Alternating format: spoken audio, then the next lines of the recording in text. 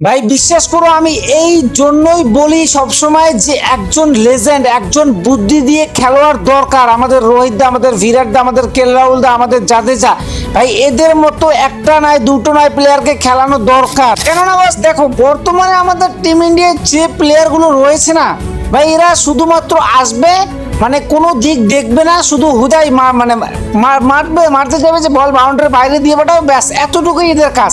মানে মেন্টালিটি যে একটা দরকার, যে কোন গেম কোন খেলা কিভাবে খেলতে হবে, এটা কেউ সেন্স মাথায় রাখে না, আমি এটা কনফার্ম। তাহলে দেখলে তো খেলা, দেখলে তো ইংল্যান্ডের সঙ্গে আমাদের তৃতীয় টি-20 সিরিজের ম্যাচ দেখে নিয়েছো, আমি কনফার্ম ভাই। যেখানে পাওয়ার প্লেতে, পাওয়ার প্লে নয়, 5 ওভারেই 5টা উইকেট শেষ। বৈভব, ঈশান কিষান, অভিষেক, তিলক, শ্রেয়াস আইয়ার, ভাই মোটামুটি সবাই খতম ভাই।